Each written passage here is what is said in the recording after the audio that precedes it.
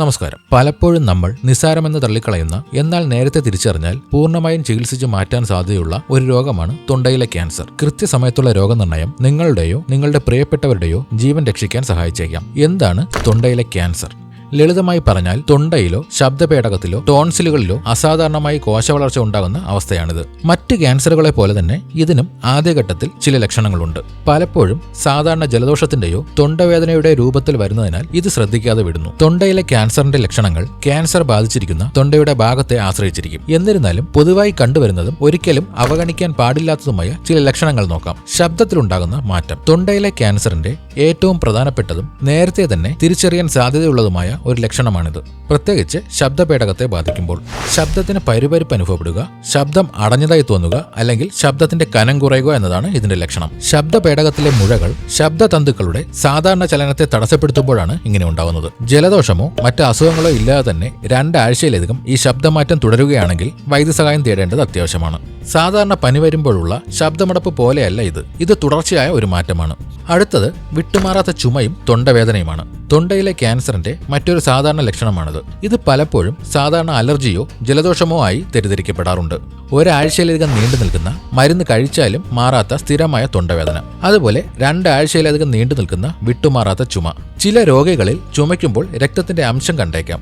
ഇത് അടിയന്തരമായി ശ്രദ്ധിക്കേണ്ട കാര്യമാണ്.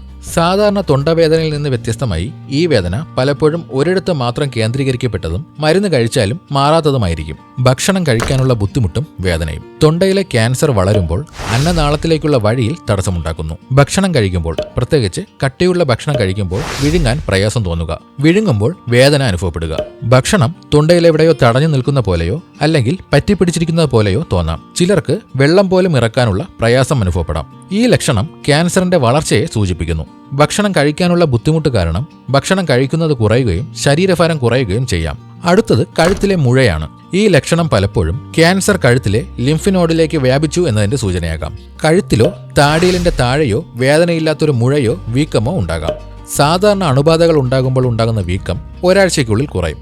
എന്നാൽ ക്യാൻസർ മുഴകൾ കുറയാതെ സ്ഥിരമായി നിൽക്കുകയോ വളരുകയോ ചെയ്യാം. ഇത് സാധാരണമായി ഉറച്ചതും വേദനയില്ലാത്തതുമായിരിക്കും. ചെവി വേദന. തൊണ്ടയിലെ ക്യാൻസർ കാരണം അവിടുത്തെ ഞരമ്പുകൾക്കുണ്ടാകുന്ന സമ്മർദ്ദം ചെവിയിലെ വേദനയായി മാറാം. സാധാരണ ചെവി രോഗങ്ങളുടെ ലക്ഷണങ്ങളൊന്നുമില്ലാതെ തന്നെ ഒരു വശത്ത് മാത്രം അനുഭവപ്പെടുന്ന വിട്ടുമാറാത്ത ചെവി വേദന.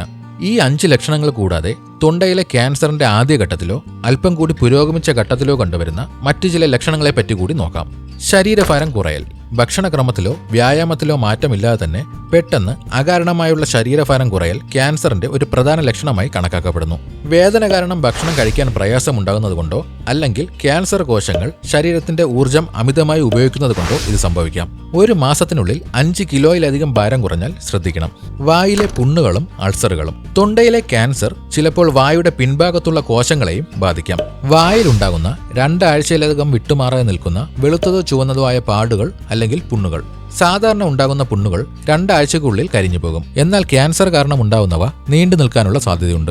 ശ്വാസമെടുക്കാനുള്ള ബുദ്ധിമുട്ട്. ട്യൂമർ വളർന്ന് ശ്വാസനാളത്തെ ഭാഗികമായി തടസ്സപ്പെടുത്തുമ്പോൾ ഉണ്ടാകുന്ന ഒരു ലക്ഷണമാണിത്. ശ്വാസം എടുക്കുമ്പോൾ ഒരു പ്രത്യേക ശബ്ദം കേൾക്കുക അല്ലെങ്കിൽ ശ്വാസം മുട്ടൽ അനുഭവപ്പെടുക. ഇത് കുറച്ചുകൂടി ഗൗരവമായ ഒരു ലക്ഷണമാണ്. ഈ ലക്ഷണങ്ങളെല്ലാം തന്നെ സാധാരണ രോഗങ്ങൾ മൂലവും ഉണ്ടാകാം. എങ്കിലും ഈ ലക്ഷണങ്ങൾ നിങ്ങളുടെ ജീവിതത്തെ ബാധിക്കുന്ന രീതിയിൽ 2 മുതൽ 3 ആഴ്ചയിലധികം തുടരുകയാണെങ്കിൽ വൈദ്യസഹായം തേടേണ്ടത് അത്യാവശ്യമാണ്.